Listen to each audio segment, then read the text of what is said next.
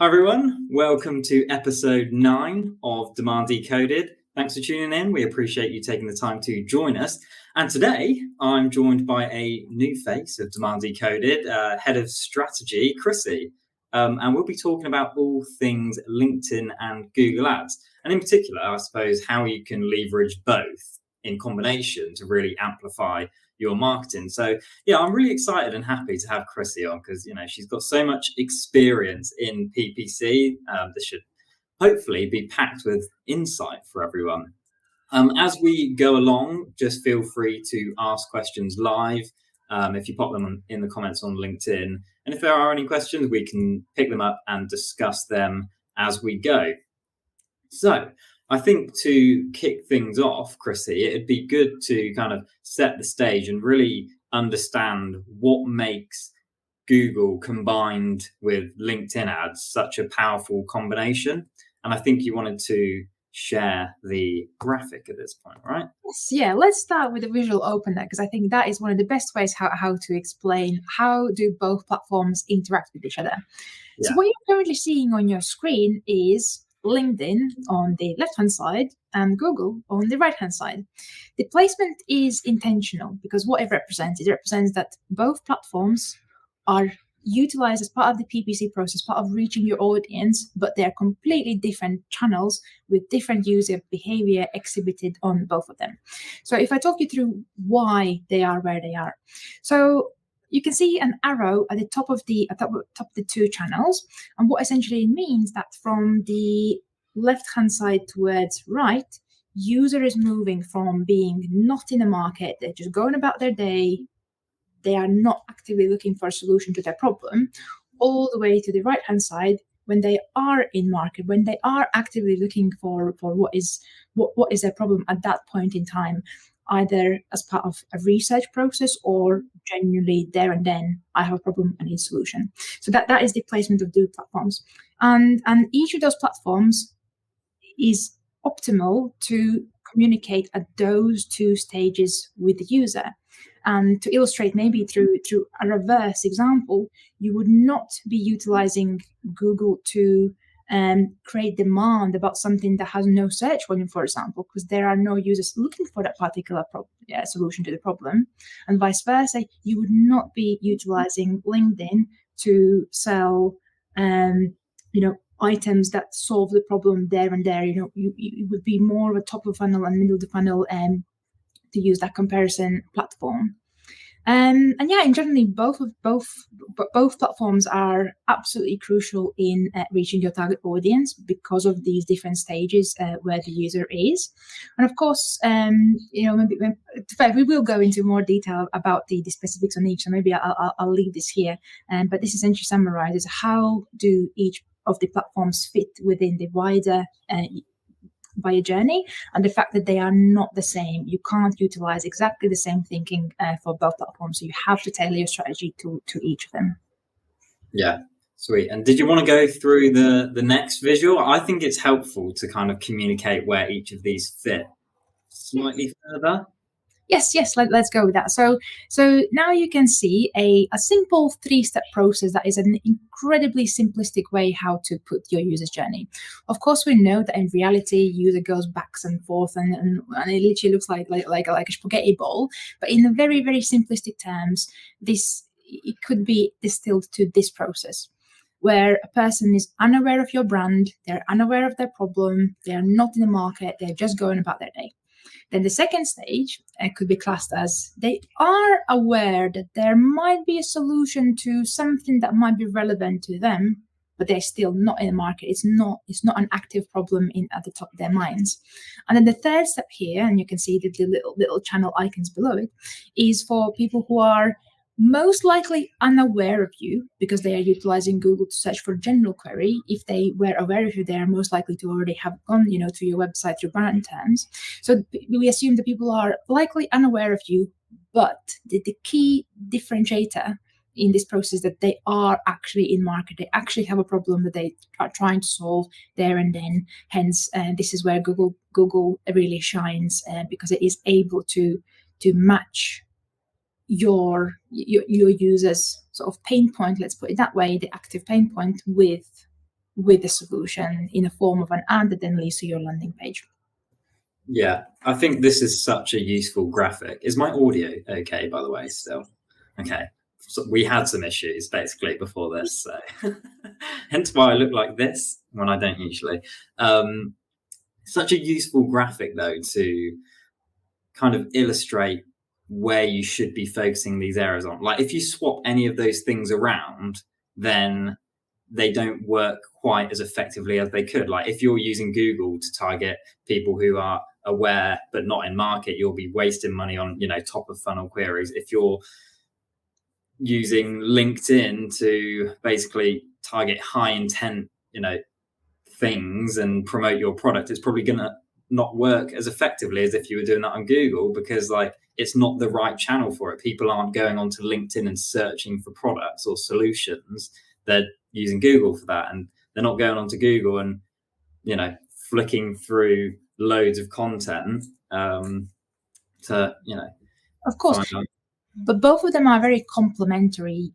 It is recommended to utilize both in your toolkit, of course, subject to some caveats there that we'll go into detail a bit later. But in general, LinkedIn, you can utilize LinkedIn platform to create demand, create brand perception, communicate about you as a brand, about your solution, because LinkedIn allows you to really nicely and in a very, very detailed way to craft your audience. Of course, there are some limitations because you can't do everything, but it is flexible enough to build a really, really niche audience. Of course, it requires optimization and things like that, but that is a topic for like discussion. Yeah. So we have actually had a question in, and I think we can definitely answer this one, Chrissy. So does Google only apply to B2C, really? I don't imagine many execs in B2B searching for solutions on Google. I'm sorry we don't know your name, by the way. I think LinkedIn has this strange thing where if you have your privacy settings a certain way, then it doesn't appear here. But thank you for the question. Great question. Chrissy, do you have a response? Yes. So Google also applies to B2B, and actually quite brilliantly, because even when you are essentially selling to the business audience, to someone who's not utilizing that thing for their personal use, they are still human. They still don't know everything about the market. They still don't know everything that is out there to solve their business problem, their specific role's business problem. So for example, be it, best email platforms, because their, for example, manager has asked them, oh, please, can you make a business case? Which of the email platforms we should go for? People would utilize Google in B2B context for that as well.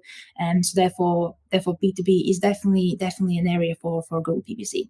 It can be more expensive, different sectors attract different costs. For example, insurance is a classic example of very expensive market, purely because of the length, almost like the length of the cycle, and how quickly you can transfer that traffic, that query into profit. Typically, those types of sectors and queries tend to be more expensive, and so therefore B2B is definitely an option. It does attract different cost profile than, for example, B2C, but both of them are, both areas are definitely suitable for Google. Yeah, I think what we'd probably say is that if your buyer uses Google to search for a solution, then PPC is a valid option because it gets you to the top of that page, right? Okay, you have to pay for it, but it gets you visible when they're making purchase decisions. Exactly. One differentiator to mention here would also be to see, to see what your competitors are doing, because again, that would be, if you are unsure and if you are, struggling to make a business case why we should put our B2B offering on Google, have a look at your competitors in your market. What are they doing? Because they've already paid, they already made investment, they already learned their lessons. So you can drive some conclusions, whether in your specific sector, whether PPC is working or not, because people would not be investing it if it wasn't working. And so therefore, that's another indicator how to essentially make a business case for your particular sector's place on Google, essentially. Of course, you have to be careful that sometimes on Google, in a very simplistic way, the only things we can control is the keyword intent, and the audience profile is not as detailed as on LinkedIn. Of course, Google has audience profiling options as well, but it is not as precise as LinkedIn, particularly because of the GDPR and things like that. So keyword intent is incredibly key. So if in your sector for B2B,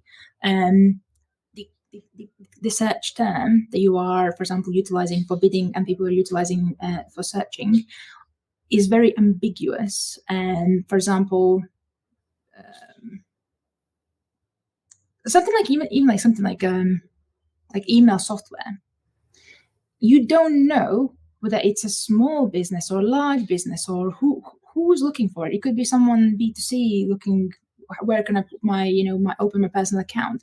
So you have to be really cautious about your keywords that you use and choose the ones that are less ambiguous, and the more precise, less ambiguous, more B2B intent you can imply from that particular search term, the more, again, the better it will work for B2B. Yeah, I think just one final point I'd add to that is, obviously, like Christy said, you've got analytics tools out there and research tools to see if your competitors are, running PPC ads. But actually, just ask your buyers, how did you hear about us? If it was through Google, use self-reported attribution, actually go out and do qualitative, customer research. And if they tell you that they're using Google, then chances are it's a good place to invest in. If you're in an industry that they don't use Google, then don't. So yeah. And also sorry, go on. Just think about it, as part of Google's as a platform's place in your user's wider journey. So for example, if you are engaging in a lot of content marketing and SEO and things like that, and you have already identified very strong SEO strategy, but at the same time you've noticed that the highest we can actually get through SEO is position 5, because the first 4 positions taken by ads, despite you being in position 1 on organic search, there is definitely further research to be done whether by adding additional investment to come up number 1, number 2, would that actually ensure that you and your offering enters the consideration set more often, essentially. And so that's another consideration, that even if one of your Google work streams is working, so to say, namely, for example, organic search, see whether there is actually business case for B2B. This would be more suitable for sectors that have shorter buying cycles, where people are a bit more quicker to make their consideration sets and move relatively quickly. So yeah, you see what your market is like and tailor strategy to it. No two PPC strategies are the same, so it is definitely case specific. Yeah, thanks for that question. And I'd love to know, LinkedIn user, sorry we don't have your name live, but if you have any kind of particular insights that you could provide us, if you've tried ads in your B2B sector, let us know if it didn't work, and we can kind of hypothesize around why that might be. If you want, just pop another comment in. But let's rattle through and carry on. So I think we've slightly covered it now with that question, but it would be quite interesting to talk through actually who should be investing in LinkedIn and Google ads, because obviously not everybody should. It really depends on your industry, your situation. There's a lot of factors that go into this. Yeah, and there'll be 2 very, very key factors to highlight, and this does link with the question that we had just now, is to make sure that your user is on LinkedIn or on Google, and also you have spare investment to invest in these platforms. And particularly LinkedIn is a long-term platform, and particularly because it predominantly deals with demand creation, with brand awareness, with brand perception building, and things like that. LinkedIn is not known to be cheap. Purely, their justification is that because you can build such a niche audience, there is very little wasted budget, so to say. So even when you look at measuring LinkedIn results, even if, for example, posts haven't attracted a direct click through and a direct conversion, because as we established, people are less likely to be in market. It's probably like 1 in 1,000 chance that someone is literally perfectly in market at that point in time, and they just sort of convert. And so even when you look at your data, you have to think about in a longer run. Is this exposure, is the in-platform metrics that LinkedIn gives you, for example, and click-throughs to the LinkedIn page, your profile, as opposed to for example, the landing page that you are putting through for the offering. That as well is an important metric, because it shows that the person actually stopped in their day and click to your profile to learn what is this company that is selling this thing. Fair enough, they didn't land on your website, but they still landed on your profile, which I think is potentially even better engagement metric than if they landed on a blog, for example. Of course, there are different types of LinkedIn ads. The lead gen ads being a classic example, where people often cite it as that's the best lead generation mechanism. But actually, because we just established that people are less likely to be in market there and then for your solution, for you to start a conversation with them again there and then following the submission of the form where they receive the report, that's unlikely to be the best approach to nurture your leads. Again, this does depend a little bit on your sector, but in large sort of in general terms, the users would not be ready to essentially convert there and then, despite you utilizing lead gen ads where you can gather the data. What I found lead gen ads really useful for is to strengthen your business case, because if you can showcase to your management, these are the people who are engaging with our content and are reading it, by providing their details. It's definitely the right ICPs, definitely the right people we want to talk with. That's going to reduce the risk of utilizing LinkedIn as a more long-term demand creation generation platform, purely because you already had collected some data points that show that these people do engage, they are there, they are interested. So yeah, there's definitely a place for lead gen ads, but not in as sort of stereotypical way as they are portrayed through LinkedIn platform. Yeah. So what would you propose instead of doing that in terms of LinkedIn ads? Like, is it just a case of distributing content, like in-feed content, I suppose, to the right audience?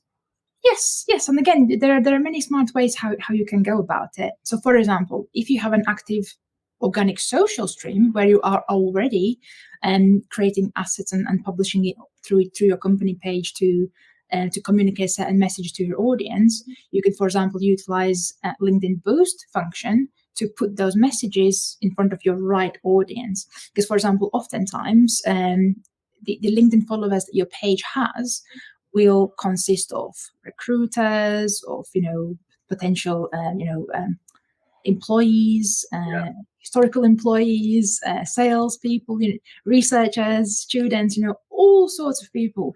And so therefore, when you are analyzing organic social media data, you have to be aware of what is your follower audience made up of. And of course, you can access all the data within LinkedIn platform. But where does this link with the PPC conversation that we have here is that, fair enough, you are investing in creating these social media assets already. Why don't you put some media spend behind it and actually put them in front of your right audience, the audience that you want to nurture? And as we already established, you can build very tailored audiences to what you want. And so you could refer to it as ABM style audiences, because technically that is ABM. You are putting your message in front of select number of companies if you have gone with company targeting as part of your audience build. So therefore, that is a brilliant way how to make sure that your investment you're already making in assets can go further. Of course, if you don't have an active organic social stream, you can do different ads, different campaigns with different messaging. So I would always recommend a brand awareness campaign, but only if you and your company and your product is very clear on what is your proposition. Because oftentimes, me as a general LinkedIn user, I would notice that I see an ad or I see a post where I don't know the company, and it's also unclear what are they trying to sell to me. Like they lead with some sort of solution, like faster calculations or something. It could be anything with those faster calculations. So making sure that before you even start choosing what campaign type to go for, whether it's awareness or product or whichever type, make sure that your proposition is clear and that any of the assets that you'll generate at the back of those campaigns, at the back of those campaign decisions, will have that strong message through to make sure that the money that is put behind and the investment put behind this campaign definitely has an impact, essentially. Yeah, sure. And we actually had another question in here, and I wouldn't mind kicking things off on this actually. How to organically grow followers and engage from the target audience on LinkedIn, from Priya. Thanks for the question, Priya. Really great. And I'll kick things off because actually we're on quite a good growth trajectory on Blend's LinkedIn page at the moment. And some of the things we've been doing there to help grow our following and engagement from our audience is really just focusing on the content types that our audience wants to engage with, and that focuses like exactly where they are in the platform, right? So number one, focus on in-feed consumption. People are on LinkedIn because they want to consume content on LinkedIn. They don't want to click away from the platform. So engaging with like links and blog posts to take them away, fine every now and again, like in combination with other things, but should definitely not be a priority. It should be focused highly on in-feed consumption that somebody can just consume right away and then move on to the next thing in their feed. Getting your employees and like major people in the business who already have, an audience and are known potentially in the industry to, engage and kind of create their own content is very effective. Doing things like this, like LinkedIn Lives, diversifying the content that you have and pulling in audience in other ways is really useful. So like LinkedIn newsletters and like, these events and stuff that actually send like push notifications to people increases engagement because like they're getting these notifications that aren't, massively intrusive, but they're more likely to respond and see that than just quickly scrolling through their feed. A few tips there. Anything from you, Chrissy? Yeah, so I would say when considering how to go about the strategy for organic follower growth would be content first. Think about what do they actually want to read, because no one is going to follow you. It doesn't matter what kind of type of a format you're going to choose. No one's going to follow and engage with you unless that content really resonates. So before you think about types and how to distribute, you think about what do we actually want to talk about? What do we add to the market, to the conversation? Because particularly nowadays, with for example the rise of AI on search, on Google, which obviously will affect Google PPC as well, but for some of the sectors, when you search for something generic, every single answer going to be exactly the same on the first page of Google. The market has become very, very commoditized, and how this translates into organic social is that you have to differentiate. You can't just repeat the same, 101s or essentially data or general knowledge that market knows. I'm assuming this isn't B2B, scenario, you as a company are generating data. You have in-house experts. You have value to add to the market. So definitely focus on almost like value through content first, and then see how much investment you have to put into different types of formats and distribution and things like that. But always starts value first, content first, and then how we're gonna distribute it. You can always use PPC on LinkedIn ads to sort of get the first exposure, because again, if your content is engagement worthy, is follower worthy, they will come. Particularly if you really nailed your ICP with what matters to them.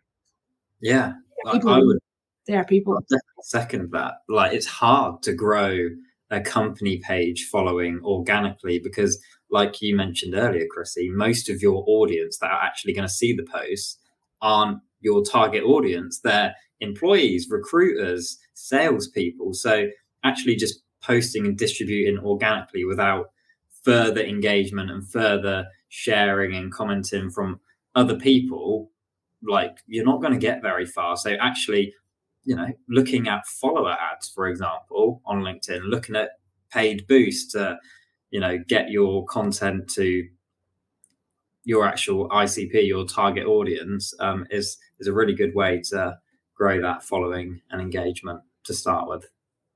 Yeah. Thanks for that, Priya. Definitely not easy and quick, particularly in B2B sector. Yeah, for sure. So we were talking about who should be investing in LinkedIn and Google Ads, and I think you covered LinkedIn pretty well. So who should be investing in Google Ads then? Because let's just clear this up, they're expensive, right? Not as expensive as LinkedIn though. When it comes to sort of, I think, like for like click. Yeah. Obviously, there are instances where it is like for like, but stereotypically, LinkedIn is the more expensive medium. Yeah. So on Google, again, it comes down to your buyer behavior. Are users utilizing Google for essentially searching for their problems? And I know this slightly links into the first question that we got today regarding the B2B space on Google. I always said, look, it is definitely relevant because the buyer is there. But here we're saying if the buyer is there, because of course there are exceptions where your buyer might not be there. For example, public sector might be on more likely to use different channels to learn about it, and there might be a bit more legislation around what they can choose and things like that. There are definitely some sector specifics, but all in all, if you can see from before you set the campaign live, although I would always recommend doing a minimum viable product kind of campaign, just a pilot to test the market. But if you can see from your general keyword research, for example, for SEO purposes, that there's definitely search volume there, and we can see that the keyword intent is not ambiguous, that it would be B2B intent, then that is a perfect case for trying Google. Of course, you have to be careful. Again, once you run the campaign, see what quality conversions are you getting. So, for example, there are some industries where a lot of, for example, distributors are inquiring about certain things, and for you as a seller, that might not be the right audience. You want the actual buyers, not the distributors, coming through with queries. Because if you think about it from search and keyword intent perspective, they would be utilizing the same queries to find lists for them to reach out. So they are not necessarily doing anything wrong, because they are trying to do the same thing. They're trying to generate business, but it's just in that particular space time, if you are predominantly getting through queries from the audience that is still looking for you, but you don't necessarily want to hear from them, that would be the case to focus on other areas. But it's all incredibly case specific. We have seen great successes in for our clients. So again, it is case by case specific, but in general, if your buyer is there and if you're getting the right ICP through, then it's definitely worth investing in Google. Can we just really touch on the volume part as well? Because I know you said check volume, before you start. But if you're in an industry that just has low volume, is Google PPC still an option worth pursuing or not? Yeah, so I think we should define low volume. So low volume can come in, largely comes in two types. Google can't run the ads because of the low volume, or Google can run the ads, but it's just low volume. So they both are low volume, but in one instance, Google can't run the ads because their system just can't run it. And the second one is low volume, but they can run it despite the low volume. So that is the key differentiator. So for those industries, I would, if there is a business case, and we can see from other data points, it would be worth trialing Google again, as like I said, as a pilot first, and then see and grow from there, because ultimately you do pay per click, so therefore, if no one's clicking, then you are not paying. So yeah, I would say that even low search volume industries are very, very suitable, and it might even be better because there's technically could be more exposure depending on how many people are competing for that particular low search query. But if the stars align in the right order, then there's definitely case for it. And just to clear one thing up, because I feel like I've asked this question to myself and other people for years now, branded search, branded PPC, should businesses do it or not? Again, it would depend on your sector, on your market. So if you see that that's just the way the industry does it, they bid on each other's terms, and unfortunately that is what it is. Of course it generates profit for Google. Not so sure how much profit generates for the company themselves, but if you are not competing in that game, the highest position that you can show is number 5, because the first 4 are taken by competitors. So there you would have to do some research and calculation to see whether, because you need to see how much it costs, how much it would cost to be in this sort of competition with people who are bidding for you, and see whether that cost is justified, for your particular case. And there are instances where we run. There are instances where we don't run brand campaigns. It really depends on the specific market and how other market players behave. Because what you have to remember across both Google and LinkedIn platforms, you are not on your own. You're always in the context. You're always next to each other. Particularly in Google, you as a user you see all about 4 or 5 entries on your screen. So you would always be within the market, and so you have to see what's going on in the market, and then make decisions from there, essentially. Cool. Yeah. So basically it depends on a lot of circumstances, right? Which is the case with a lot of these things. So in terms of, we know now who should be investing in LinkedIn and Google ads. And I think just quickly to absolutely clarify on the flip side of that, who should totally avoid investing in LinkedIn and Google ads?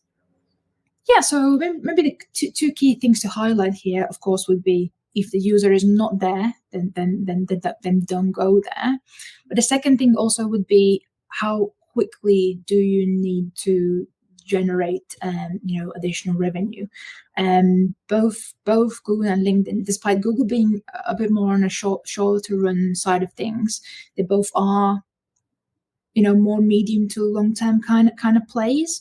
Because even for Google, despite it being portrayed as a short term platform kind of solution where you can quickly get it up and start getting traffic through, it still would require some time to fine-tune your campaign to be exactly the way you want it, to spend money where you want to spend.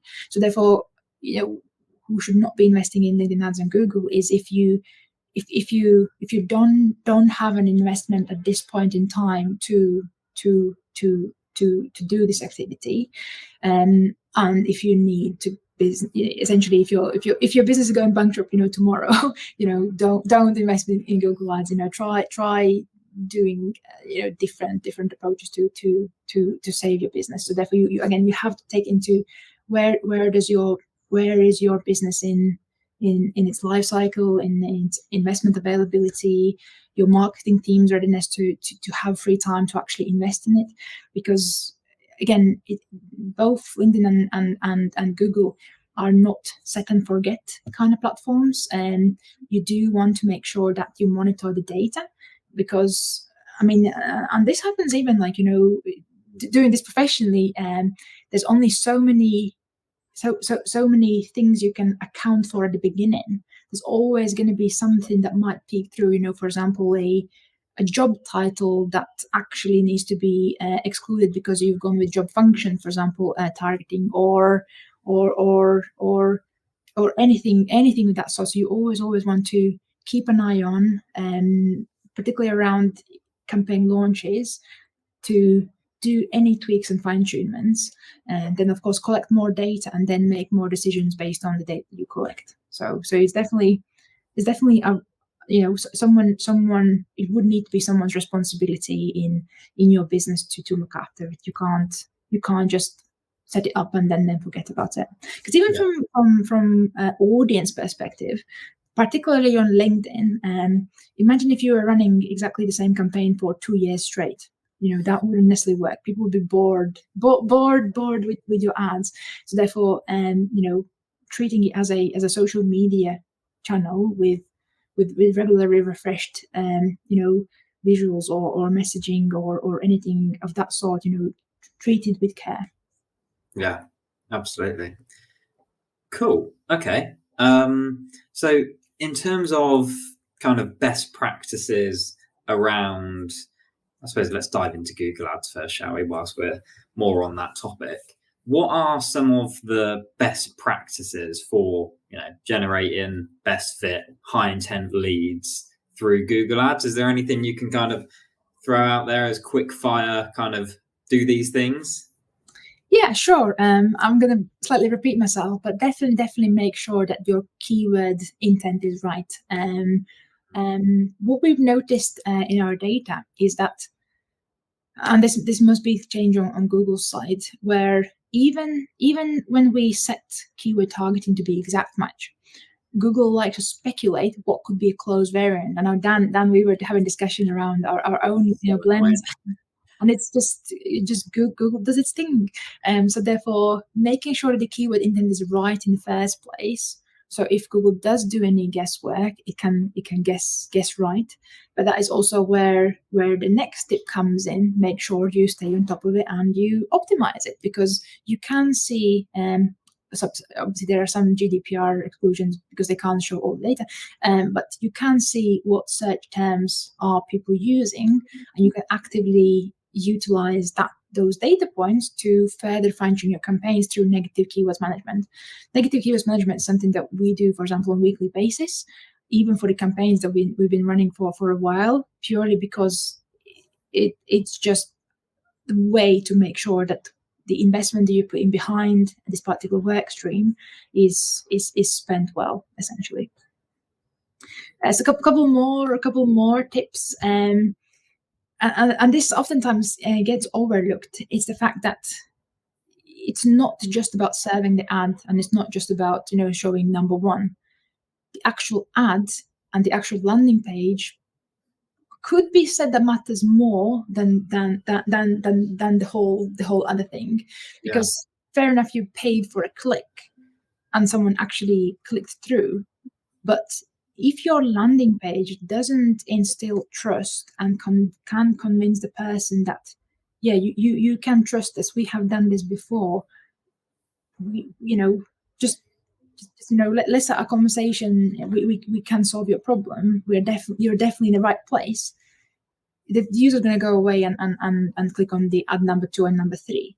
And so therefore you have to make sure that you don't lose the focus on the bigger picture. because beyond the landing page, also your business's value proposition and the product matters as well. Are you actually competitive for that particular point in time in the market, for example? So all of those things matter as much as the technical side, because the technical side is just getting in front of the user. Technical side can't convert the user. The actual engagement and the ultimate conversion into revenue happens beyond PPC scope in a way, because then that becomes conversion rate optimization, business proposition development, and things like that. So do not think of PPC in a silo. It is more than it's part of a bigger picture. Yeah. Particularly in B2B. Yeah, and you touched on landing pages there, and I just want to go through a couple of pet peeves of mine and see if you agree. Like when it comes to PPC landing pages, one is where I click through, an ad onto a landing page, and all I get is a paragraph of text and a form. Like the only thing I can do is fill out that form for more information. There's no navigation, there's nothing else. Literally, all I can do is fill out that form. Surely that can't be effective, because if somebody's clicking through from your ad, they want to find out more about you. They want to explore what you do, evaluate your solution, not be pigeonholed into contacting you too soon when they don't want to anyway, like at the best of times, let alone when they're only, starting potentially their research journey. Would you agree? Yes. Yeah.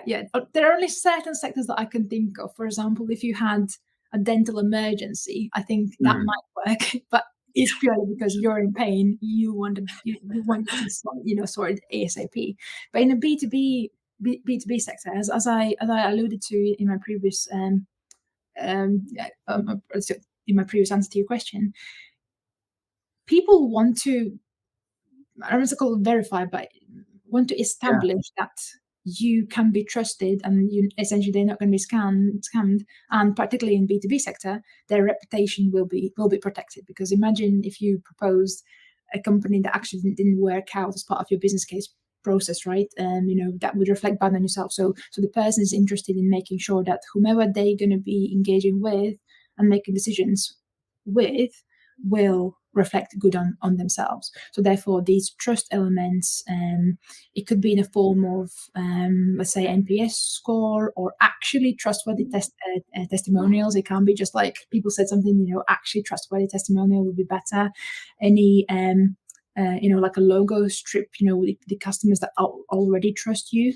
I know this is not possible for every single company, particularly in more niche sectors where their customers might not be as well known. So in those instances, something like case studies or the set testimonials would definitely work better. But essentially, you need to within that first screen, as opposed to having a form and no navigation, you should try getting across your value proposition, validate that they are in the right place and they will solve the person's problem based on the keyword intent that they landed on. And secondly, make sure that they have these trust signals that they can trust you, as a business. And speaking of the navigation, we have seen it in actual heat mapping data, where people just click on the logo and just go to the homepage, and so therefore your whole well thought out user journey on that landing page didn't really matter, because the initial impression that the person had was not enough for them to trust. So therefore they end up going to the homepage, because we as users assume that homepage will have this value proposition. It will have, within 2 seconds, I'll be able to tell what this company is trying to sell. Yeah, sure. All right, cool. So that was quick fire Google ad tips with Chrissy. What about on the flip side now, LinkedIn? Any quick fire great tips for, high performance LinkedIn campaigns? Yeah, so again, an often overlooked area is the actual engagement data with the ads. We oftentimes tend to focus on, for example, the sessions generated or impressions generated and things like that. There's actually a lot more metrics that we can see on the LinkedIn platform itself. So, for example, the LinkedIn page click through. So person, as opposed to going to your landing page, they go to your LinkedIn profile. That metric, for example, any social engagements, any shares. Those all are important metrics to monitor whether the ad is engaging, with the audience. And speaking of ads, it's definitely testing your messaging. Oftentimes, what we do with our campaigns, we would run one campaign, but with slightly tweaked messaging, and then we would circle out the ones that weren't performing. Because again, as I alluded earlier, there's only so many things you can plan for, and there definitely will be areas that you need to test the market with. Even images. Like in my previous role, we noticed that a certain type of image actually worked better than another one, and it was a B2B client. So typically you would think this is more an e-commerce B2C, which dress looks better on the model kind of thing, but actually it was. I found it really, really fascinating that finding. I think it was people images work better, I think, than cars in that instance. So yeah, that was an interesting finding. But these kind of things are sector specific. So you would not be able to take just this sort of best practice and then apply blindly to your sector. Because Dan, I think both of us actually have had same experience with group-based targeting, where my experience, it haven't worked, and you have had partial success with it. Yeah, well, it didn't work, in industries I worked at before, in like manufacturing and life science, when targeting an audience based on groups that they're in wasn't that successful. But we're running ads right now to marketing professionals in groups, and like it's the best performing audience by far, like by miles. So yeah, don't kind of be put off when something doesn't work in a particular industry. You might have tried it before, try it again. Like, you might surprise yourself. Yeah, just make sure you do it in a relatively structured manner, particularly when it comes to the messaging, and don't run it for a day and then jump to a conclusion. Leave it for a little while. Again, depending on the amount of data you are gathering per day, see what would make sense. But make sure that it's not too long stretch of time, and it's not too short of stretch of time to jump to a conclusion. Yeah, awesome.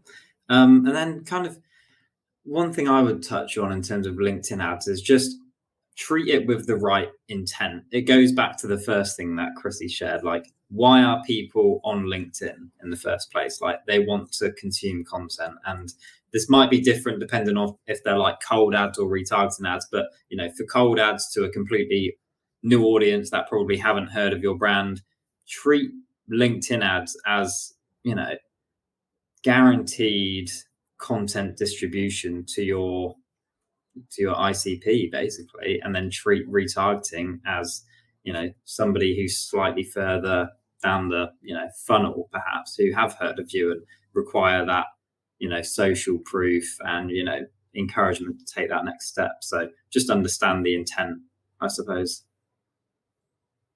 Yeah, and the, let's call it, the propagation of your proposition as well, because it's of no use if you as a company made the most brilliant proposition in the world, but you never communicated it. That wouldn't work. So you have to make sure that whatever you're trying to propose to the market as a whole, you have a channel for it, and you are putting that message in front of your ICP through whichever channel and work stream you use, based on where your audience actually is. Yeah, great. And actually, I think there was a point we were going to make on messaging and brand and standing out on LinkedIn, because I think it was a HubSpot presentation, wasn't it, a while back, that they basically shared a slide of 4, was it banks? Six, I think 6 banks. 6 banks. And I mean, you couldn't tell the difference between them, right? Like, they all looked absolutely identical. So having a brand and a message that's unique to your business and stands out is vitally important on LinkedIn, so that somebody remembers you. They build a connection with your brand, they relate to you, and so you're not just blending in with the, funny because we're blend, but you don't want to blend in necessarily on LinkedIn, with everybody else. Although you don't want to talk just about yourself either. Like the self-promotion posts are, they should be, far and few between, particularly on if you use organic social media. Make sure that you really deliver that value message through, as opposed to just talking about yourself and just sort of self-focus. See how you can actually help the user through whatever you have to tell them. Yeah, definitely. So in terms of bringing all of this together, and let's say, marketers now have LinkedIn and Google ads up and running, the perfect combination. How can they actually now take that and start to measure the success and ROI of those campaigns effectively to, then go on and justify doing more and everything like that? Yeah, so unfortunately, my answer is that it depends on the technology that is available to you.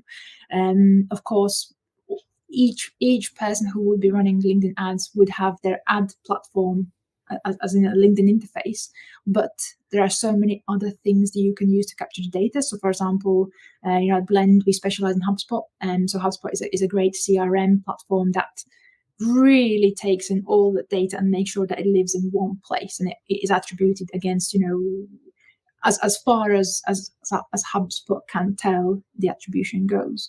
But there's of course also Salesforce and Google Analytics and things like that. So the way you measure your ads will be specific what technology you have at your disposal to measure it. But some more general suggestions, particularly in industries that have very long buyer journey cycles, it actually would be self-attribution. And I know, Dan, we've had a bit of a debate before. We're asking the user to self-attribute. What will they remember? Because of course, it's just one field, right? What they're going to choose one. They're going to choose the most vivid channel that they remember, but there's no way to tell what other channels contribute towards it. Because like we talked about the brand awareness and general proposition propagation in the market, it's very hard to measure because that message is not, it's more perception building as opposed to action taking. And so therefore those instances are particularly hard to measure. And unfortunately, the only way to probably put it would be, to take it more at a longer time scale and see whether you do have an uplift in revenue and in general, particularly from your salespeople, see whether when they speak with people, how educated they are about what you stand for as a brand, what is your proposition, what they can expect from your product. So I would rely on sales teams intel on whether it becomes easier to talk with the market because they've been exposed to your values, your proposition, your who you are as a brand, particularly in B2B and in sectors that are more classically not brand heavy. Yeah, and I think just to add to that, when it comes to measuring ROI of ads, Google is generally easier because they're going straight to your website, you're enabling cookies, you can track them almost straight away. LinkedIn is inherently harder because you might be focusing on in-feed ads and somebody isn't going to your website, they're just consuming it there and then.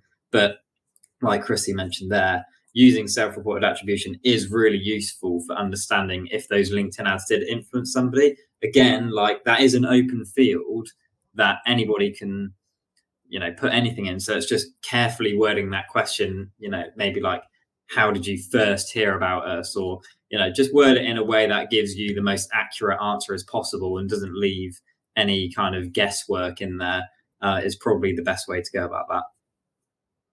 Yeah. Cool.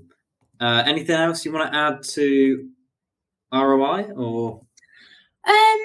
No, it's very, very case dependent on how you track the data, essentially. Cool. All right. Well, we're almost up for time. So what would be really great, Chrissy, if you could kind of send us off with any wise final words for marketers out there who are running or looking to set up paid ads on LinkedIn and Google. Just some words of wisdom. Yeah, so I would say, obviously, any new ventures come with risk, and so I would say take smart risks, because you need to get the real market data. There's only so much you can get from the tools available to you before actually, crafting your user journey, putting your actual product or service proposition out there. That's the only way you can actually see what works or what doesn't. So the first thing that I would recommend is take smart risks. And the second one is to optimize, because once you've taken the risk, once you put yourself out there in the market, once you start gathering the data, and that's when you can actually start optimizing, seeing what we can see from the real-time data, and then optimize from there, and take more risks, and go through a little cycle of risk and optimization, essentially. Amazing. Thank you so much, Chrissy. Hopefully we'll have you back on soon, because that was packed with insight and really, really helpful. So thanks for that. Awesome.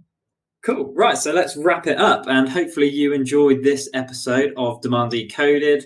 If you follow the Blend LinkedIn page, you can join future events live. But of course, you might be listening to this on Spotify or Apple Podcasts or watching on YouTube. So you can do any of those things and just search for Demand Decoded, and you'll find it anywhere, let's say. So thanks for tuning in, and we will see you next time. Bye-bye. Awesome. It was nice speaking to you guys. Bye.